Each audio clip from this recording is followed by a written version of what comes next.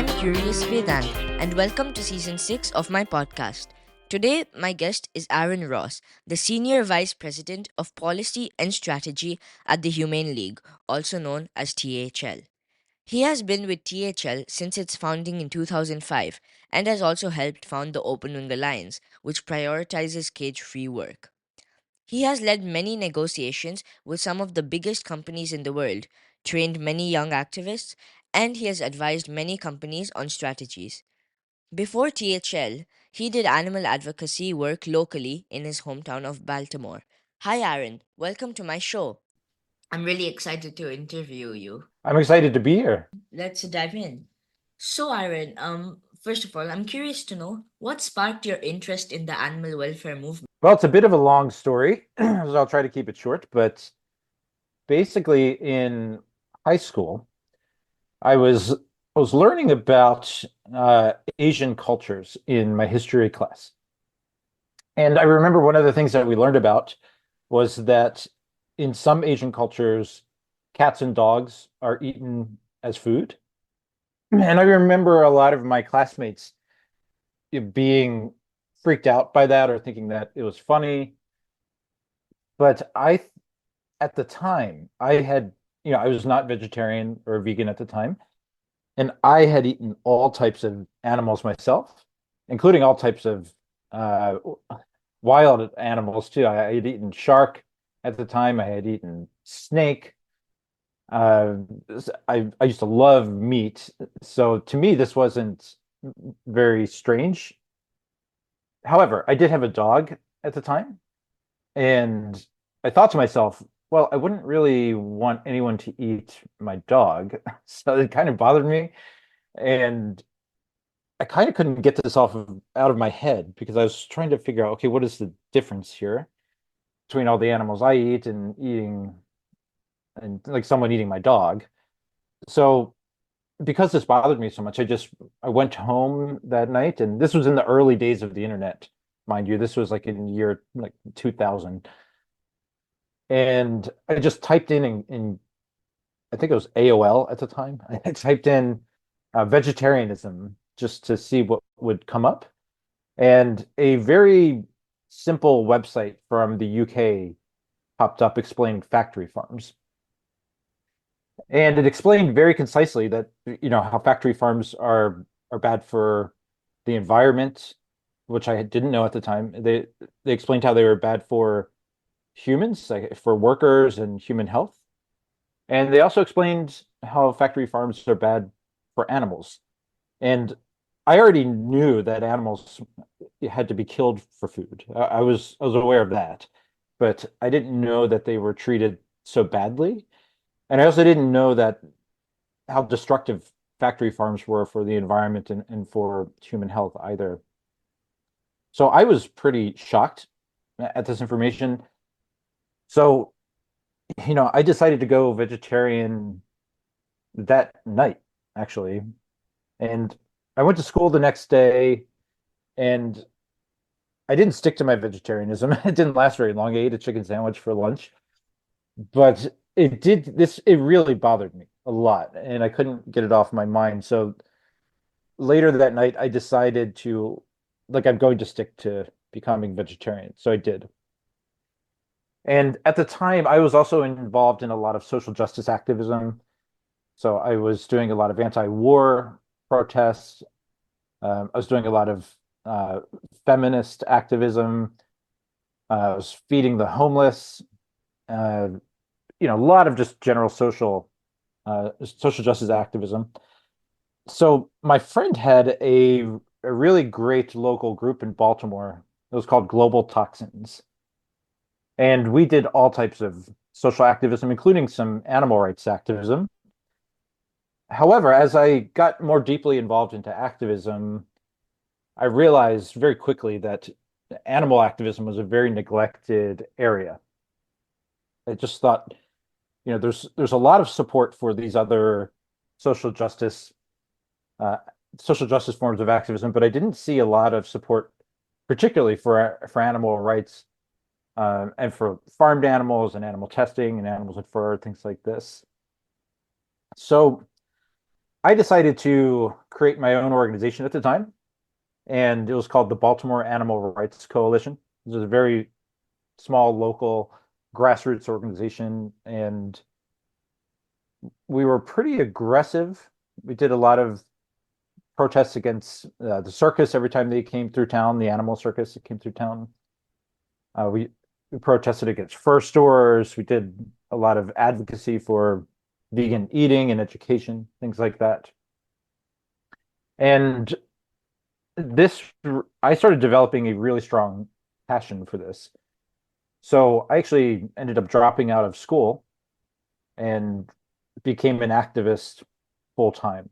I had a job so I had some money to live off of, but all of my free time was dedicated towards animal activism. And what were your parents or classmates or teachers' reactions when they found out? Well, most people thought I was pretty crazy. Yeah, my conversations with most people around that time, I was in my late teens. I was like 16 or 17 years old. And most of my friends around me at the time were very interested in their careers, like going to college and getting a career. This never seemed appealing to me, and I struggled to have a lot of interest in that. And my mind was always on activism.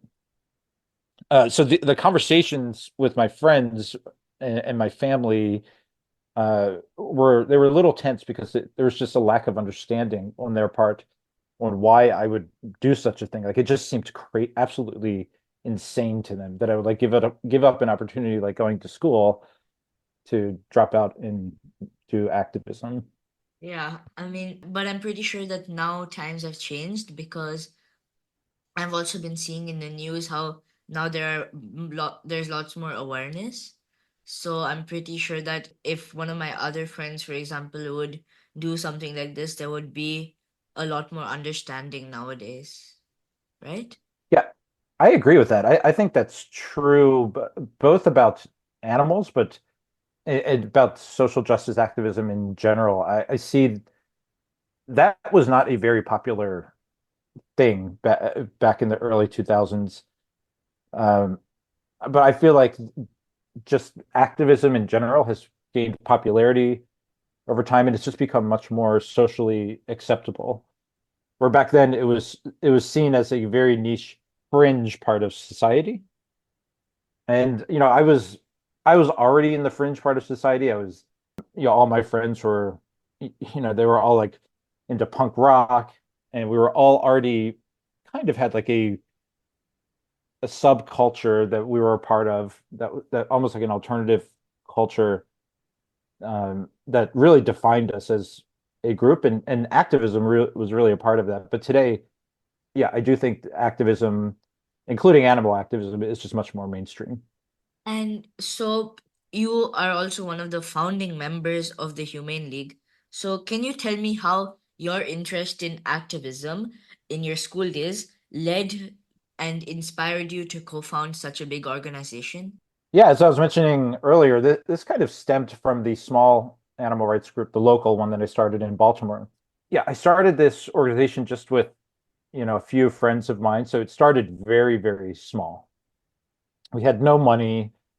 We were all just doing this in our free time.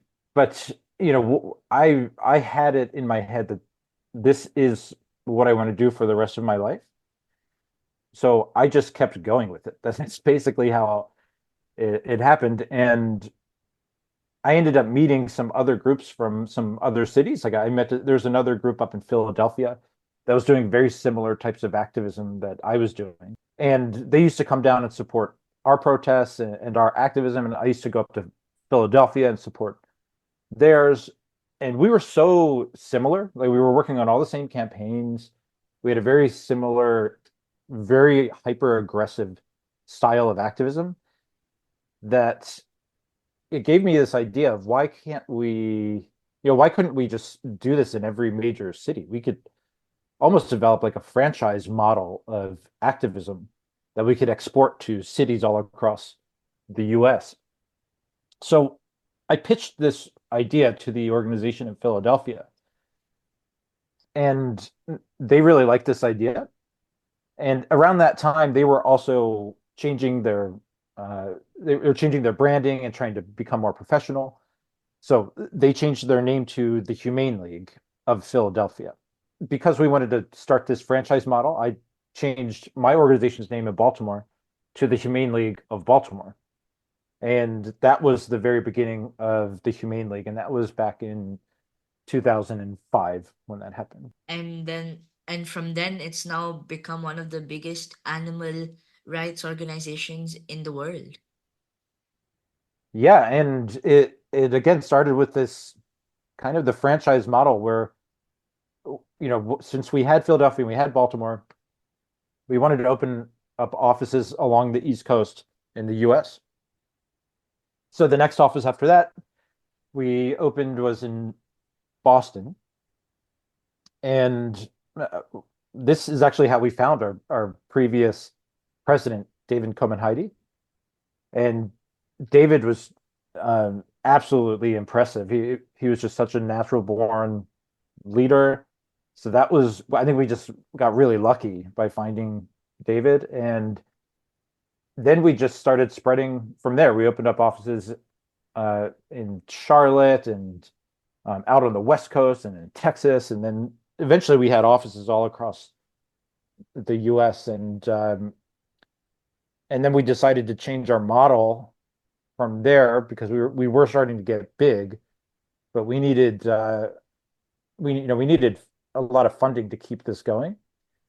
So, we changed our model to become, I guess, more national and less like individual city focused. And then from there, that led on to international activism. What's really happened once we got into the corporate campaigning, where we had a lot of success with corporate campaigning in the U.S. very early on. So one thing that I started noticing was that most of the companies that we were campaigning against were also in other countries, and I thought this could be a great way to pressure companies if we could pressure them not just in the U.S. but also pressure them in any country that they're at in the world. So we started thinking small in terms of international expansion, and we opened our first office in Mexico. Soon we had an office in Japan and then the UK. But I realized that at this time we were kind of just copying the franchise model that we did in the US that we were deciding to change. And as we were expanding internationally, we met all these great organizations all around the world, people who already had deep knowledge about what was happening on the ground, and they knew the culture better than we ever could. They already had their own networks. So David and I flew to Europe to pitch this idea of starting a coalition of all these organizations instead of THL expanding around the globe. We thought, why don't we just unite all these existing groups, and this would be a much more efficient way of growing. It would be more effective, and it could happen basically immediately without putting all the groundwork in from our side. And and you started THL in 2005, right? Yeah, that's when the Humane League officially started. The two organizations that became the Humane League, we were active for much longer than that. It's like I started my organization in, I think it was the year 2000, and the group in Philadelphia that we combined forces with had been around for around the same amount of time. So yeah, I've been doing this type of work for about 24 years now, 25 years. But yeah, the Humane League itself was officially founded in 2005. So you've been in this movement for a long time. So what are some of the biggest changes you've noticed, and have there been any significant improvements, and have there been significant challenges in the movement? Yeah, the movement has changed a lot since the early 2000s. So first of all, the movement back then was still largely very radical, very abolitionist, uh, and very grassroots. Like there was almost no money in the movement at all. It was also very it wasn't very focused. Like it was focused on the movement was targeting all types of animal abuse. It didn't really have like a flagship campaign that it was carrying out um, in a mainstream type of way. So I'd say the main ways that it's changed is now the movement has become much more pragmatic. It's far more focused on optimizing the number of animals and the degree of suffering that we can help alleviate. And it's become much more professional. And then the other really big change that we've had since then is we've had these major funders come online that we never had before. I mean, for the first 15 years of my activism, we had almost no money. I was poor that entire time. My bank account was always in the negative. My gas and electric was being turned off because I couldn't afford to keep it on. It was a struggle for a long time, and around 2016 was when major funders started coming online, and that's when we got our first major grant, and that has been another very notable change in the movement. And what are some of the biggest struggles that have come from the 2000s till now? I'd say there is this definitely this the biggest struggle I'd say was going from being a very scrappy grassroots movement to all of a sudden having a lot of money and then this very fast growth. I think the movement struggled and is still struggling with dealing with the amount of money that was injected into the movement so quickly because we had to professionalize very quickly and we had to grow very quickly. And both of those things come at a cost, and they're not easy to do either. And there's a lot of growing pains that go along with that. And again, we were grassroots activists, and we had to figure out, okay, how are we going to grow our tiny organizations into big ones? How are we going to professionalize? Uh, and how are we going to spend this this money? I mean, I remember the first major grants that we got. And I remember the funder came to us and said, "Oh, write us up a proposal for $500,000, and then write us up a proposal for $1 million." And we couldn't even figure out how to spend $500,000 at the time. We had trouble filling out that. I was like, "There's no way we can make a case for why we need $1 million." But we ended up getting the $1 million. So we had to grow very quickly, and we've been growing ever since. And I think that's been a big struggle. And back to the Humane League, what are some of the issues that the Humane League addresses, and how do they or how do you approach them?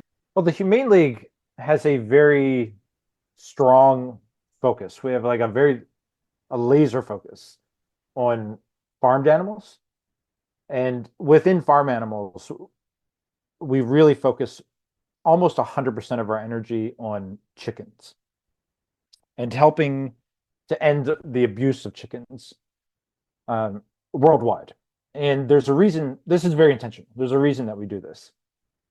And the reason is that, from very early on, the Humane League has had an EA kind of mindset. Like we wanted to always, we always had very little resources, like I mentioned. So we always wanted to optimize the number of animals so we could help with those resources. So that naturally put us in an EA state of mind. And when you look at chickens, uh, chickens, well, number one, they make up by far the largest land animals that are killed for food.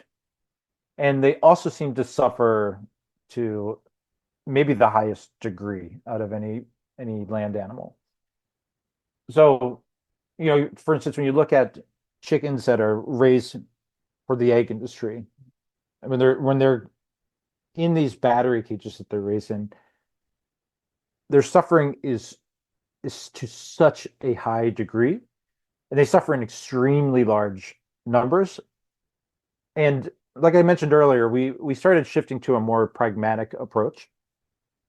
So we started thinking about pragmatic changes we can make uh, in the industry. So one of our major campaigns that the Humane League has had for most of its existence has been the cage-free campaign and getting chickens out of those cages. And because we were able to have a lot of success in that, and affect a lot of animals and reduce a lot of suffering, chickens have remained our focus, and they still are too. And if chickens are the main focus, is that the only thing that the Humane League does, or does it do other animals as well? For example, maybe cows or pigs? We will occasionally do some work for other species as well, but it's usually tangential. It's not like it's never like a major flagship campaign of the organization. Um, but we do support that, and we support other groups to do that type of work. We just feel like we have really spearheaded the movement for chickens, and we do this one thing and we do it extremely well. And that's really been our model. So that's how we contribute to the overall movement. We don't think every organization should do that. It's just that's the way that we think we can complement the movement and add the most value to it. And what do you, as the Senior Vice President of Policy and Strategy at the Humane League, do? I help set our strategies and I help support individuals within the organization and departments within the organization develop strategies. So one of my specialties is corporate strategy. This is something I was involved with very early on. Back in the early 2000s, we were doing corporate campaigns, we were doing institutional change. We were just targeting major institutions to make these types of changes. So I've been doing this type of corporate work for over 20 years, and I've through that very long course, I've learned a lot about the corporate landscape. I know it very well. I've had a lot of interactions with the leadership of major corporations, all the C-suite of major corporations, dealing with executives, meeting with top executives, meeting with CEOs, and negotiating with them and launching campaigns against them. And this is something that I learned to do very well, and it's something that I remain very, very good at. So I definitely have I think a unique knack for corporate strategy. And this is one of the things that I also, in addition to supporting THL's corporate strategy, I also support the OWA's corporate strategy, and I advise many organizations on their strategies as well. And one of the things I'm working on right now is kind of taking a step back and looking at the overall strategy of the movement. So not just thinking about what THL is doing or OWA groups are doing, but what is the movement doing? What does the movement need? What parts of the movement are overcrowded and which parts are completely neglected? And where does the movement as a whole, what direction should we be going? This is something that I've been thinking about very deeply lately, and something I'm starting to work on in terms of developing that type of direction. Wow, the larger movement work seems very important and interesting. And what's the difference between the kind of work that the Open Wing Alliance does and the Humane League does? So the Open Wing Alliance, the main difference is, so the Humane League is just an individual organization.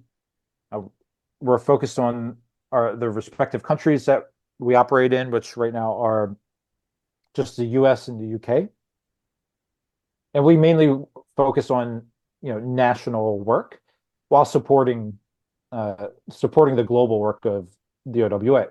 So the OWA, in contrast, is a coalition of many organizations. It's somewhere around 100 organizations around the world who all come together under this united mission of ending the abuse of chickens around the world. And the OWA, what's great about it was one thing I love about it is it's really built to support its members, where I think a lot of coalitions that I've seen or have been a part of, they haven't been modeled in that way. They've had it's almost like the I've seen like coalitions come together and they almost like use the organizations that are in the coalition for some benefit for the organizers. And I think the OWA is really interesting in that it's completely backwards to that. Like the OWA just exists to support the work that its members are doing. We provide resources to our member organizations. We provide training. We provide networking, and then we provide strategy and also just these joint campaigns where we can all come together when we launch global campaigns. We have this massive network of support that can just attack a single company in every single major market around the world. And then this is also very beneficial for the members because the members get to be a part of that victory. It can spark change in their countries, and they can use this as leverage to cause more change on their national level. So it creates this symbiotic relationship that I think is super valuable and is one of the things I really love about it. And and as a coalition, what do you think the biggest win has been? So, what do you think the biggest win in terms of attacking a company is? It's hard to really boil this down to a single company because different wins have different value. For instance, like if we thought about this question in terms of what is the single biggest win, just like in an isolated way, thinking about like the company itself and the number of animals they might have in their systems, I think the maybe the Yum Brands campaign, and if you or your listeners are not familiar with Yum Brands, uh, they're the owners of KFC and Pizza Hut and Taco Bell. But Yum Brands is is the largest restaurant chain on the planet. I think just in terms of scale, that was probably the most important win. But there's also there's value in other types of wins. Like there's value in getting the first win in a region, getting the first company to make a precedent-setting policy in a certain region. Like I remember the first time that we got a policy from a company that was based in the Middle East. That was extremely exciting. It was Majid Al Futtaim. They're the largest retail operator in the Middle East, and they're a major driver of the economy. And we had not had any policies from any companies based in the Middle East. And then just a few years ago, the OWA worked very closely with them. I was involved with this personally, and we got them to make the first cage-free commitment coming from that region from a significant company. It was extremely groundbreaking, and it set the precedent for the region. And we've done this now in every region around the world. So we have these precedent-setting policies in everywhere from Asia to Africa to North America, South America, um, Europe, Middle East now, like you name it. So I think it depends on how you look at it, but yeah, there are many super valuable wins that we've had along the way. Yeah, congratulations on all your wins. I mean, I'm pretty sure the entire animal welfare community is really thankful. And we're very thankful for them. Again, there's no hero in this story. There's no individual. There's not a single group that's responsible for this. It's the strength of the alliance. It's the strength of the Open Wing Alliance and the members coming together and acting as basically one super group, like one major force for animals that made this happen. Yeah, so I heard you talk more about this in your interview on the podcast called How I Learned to Love Shrimp. And dear listeners, if you want to learn more in detail about everything Aaron has said, you could listen to his interview on that podcast. I'll leave the link to it in the description. But back to the question. In the interview, I heard you mention that farmers are scared or that they don't really want to transition into cage-free farming systems. Why do you say that, and how do you think we can help them make the transition? So farmers a lot of times they want to make this change, but they don't have the means to. So, going from cages to cage free is an extremely big investment. You can't even use the same buildings. You'll see, like when farmers transition from going to cage free, they will just bulldoze their buildings and put up new buildings. So it's extremely expensive for them to do, and it's a very big risk for them to do this.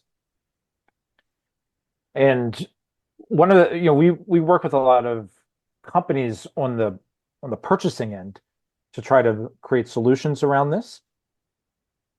So one of the things that we do is work with companies to, and one of the things that has worked also with making farmers feel more comfortable in going and getting a major loan to make this investment in the change is working with these major purchasing companies to extend their contract with the farmers. So the farmers know, okay, if I'm going to invest all this money, it's going to take me all this time to completely redesign my farm. It's going to be more expensive operation, etc. At least I will know that I will have this company there with me the whole time. They'll be still buying my eggs. I know they're going to be there in 5 years, still buying my eggs when they're cage free. So that's one thing we've been working on the purchasing side. But it depends on where you're talking about though in the world. And I'd say in places like in in certain countries in Asia, for example, there are a lot of unique challenges, like logistical challenges. And I think it's just impossible for some companies to go cage free, even if they wanted to. I think it would just be too prohibitive in terms of logistics and cost in certain scenarios. Not always. Some companies have already made the transition, but in some cases that is the case. And there are legitimate reasons why they can't go cage free. So I think in those scenarios, I think the most innovative solution for that has come out recently has actually been the work from your dad. It's just been absolutely incredible uh, coming up with this credit system. And uh, you know, the company Global Food Partners has uh, has created this credit system that basically it's designed to work around to these logistic problems, where companies can feed into this credit system. It's a way to boost cage-free supply in a given country so that they can get to a point later in time where they can start sourcing, and most other companies can start sourcing cage-free eggs directly. So um, this what they call the model is called book and claim. And this system, I think, is going to be a really great solution. I think not just in Asia. I think if we could spread this to other parts of the world who struggle with similar logistical challenges, I think it could really solve uh, this problem. Yeah, and I've also heard my dad talk about it a lot, and yeah, I agree. It seems like a really, really good solution. And yeah, like already I think a few companies have interest in it. And if it becomes worldwide, I think it would be a great impact to the entire community. And it would definitely help organizations like THL or OWA in their protests, because it could set an example for other companies saying, look, these companies have done it, why can't you? Exactly. And I think it will just really help solidify our theory of change. Once companies actually start fulfilling and they fulfill it in this way when they can't fulfill by physical sourcing, I think it's just going to set the precedent. Okay, look, all of these companies, uh, they've all had these ambitious, global policies to go 100% cage free within a given time frame, and they did it. And I think that's going to just send a great message to any future work that we do for animals in a corporate policy setting. If we can really make this work, and I think this is going to be one of the major solutions. So I'm really, really excited about it as well. Yeah, I mean, the book and claim model has the potential to help many companies fulfill their commitments in not just chicken, but also in other species. Yeah, I think the potential is really boundless here. I think we could probably use it for basically any, I mean, any welfare improvement or any change that we want to make to this horrible factory farming system. I think this could be a really great solution. If we can't do it in any other way, this is going to be the way to do it. So I'm very excited, and this is a program that I've been supporting and getting behind personally and really championing, um, and getting trying to get global food partners as much support as I can muster. Okay, so now beyond fighting for animals, I've also heard that you like to fight in jiu-jitsu. Can you tell me more about what that is? Yeah, so I'm not a much of a sports guy. I'd never been into sports my entire life. I just it was never an interest of mine. I've always been into art and music and philosophy and astronomy and um, kind of more nerdy things like that. I mean, I've always been athletic. I've always liked being fit and lifting weights and things like this. But I've never been interested in sports or doing sports. However, probably about 10 years ago, I got into boxing, and I really enjoyed boxing. It was a great way to stay fit. I enjoyed the challenge and the technique. Um, but at my local boxing gym, they also had a small jujitsu class that I saw there every time I went. Every time I went boxing, I always saw these guys coming in wearing what looked to me like robes and then just rolling around on the floor the whole time. I didn't no idea what they were doing or what this was about. But the instructor happened to be an old friend of mine, and I just I talked to him one day. I was like, "Hey, what's your class about?" And yeah, he explained to me, "Oh, this is jujitsu, and it's a form of grappling, and it's apparently like the best form of grappling that or the most effective form of grappling that there is." So I was like, "Oh, this sounds really interesting to me." So I signed up for some classes, and I got pretty beaten up the first couple of classes, and I didn't go back for a while after that, but I did eventually revisit it. And then I decided, you know what, I'm gonna just stick to this. I'm gonna commit to learning jujitsu. This is gonna be something new that I'm gonna learn to do. So I signed up, and I just went 3 times a week, every week, very consistently. And once I really committed to it, one of the things that I noticed about it that made me just fall in love with the sport is the progress that you can make each week. Like, it was very noticeable to me, the progress that I was making and how much I was learning. And there's a lot of repetition in the training of jujitsu. So like you build a lot of muscle memory. So you almost don't have to like there a lot of times you don't even have to think. You just your reactions become automatic. Um, so I noticed this like stuff that I learned, like 8 years ago in a single class where they make you do one move over and over and over and over again. Uh, it just ingrains it and you can't forget it. Like I still know those moves.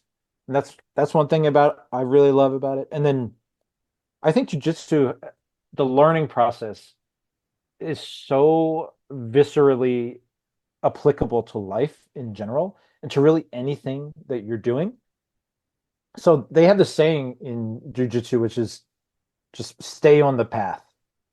And in that a black belt is simply a white belt that never quit. And I have taken this like kind of thinking and applied it to all other parts of my life. I think it's totally true. Like I remember when I started out in the animal rights movement, for instance, I had no idea what I was doing. I was a white belt in animal rights. I was stumbling around, making stupid mistakes, failing. But I just stuck with it, and that is the difference. That like if you work hard every single day at something, like you're just going to improve. Like you cannot not get better. Like you're going to become really good at it over time. And I think jujitsu, it really, in a visceral way, like has this life lesson, and lots of other life lessons ingrained into it. So yeah, I fell in love with the sport because of that. And what belt are you? I'm still a white belt. I have not practiced in a few years. During COVID, uh, all jujitsu gyms just shut down because you can't. There's no way to roll or practice in jujitsu because you're literally wrestling with each other. You're on top of each other the entire time, um, face to face. So a mask is going to do nothing in that scenario. Um, but my goal is to get back into it very soon because I miss it so much and I think about it really often. Yeah, that sounds really interesting. I mean, I've tried doing karate and things, and I really liked it. So, jujitsu sounds really fun. I highly recommend it for anyone, uh, regardless of age. I've met people who got into it. They didn't get into it until they were in their 50s. And then I also see kids, my friends' kids are doing this, and it's just like it's a great sport. It's a great way to stay fit. It's a great way to just develop some self-defense and confidence. And again, the life lessons that you can get from the learning process of jujitsu, I think, are really invaluable if you pay attention to them. Yeah. So thank you so much for coming on my show. I mean, I had lots of fun talking to you. I learned a lot about your journey and also about jiu-jitsu. I think listeners, if you want to, you should try it out. It sounds really fun, and I I had lots of fun talking to you. Yeah, me as well. Oh, one other note, real quick, about jujitsu for your listeners. A lot of the top, like the world champions of jujitsu, are vegan. It's pretty prominent in the jujitsu community. Uh, so there's something to that.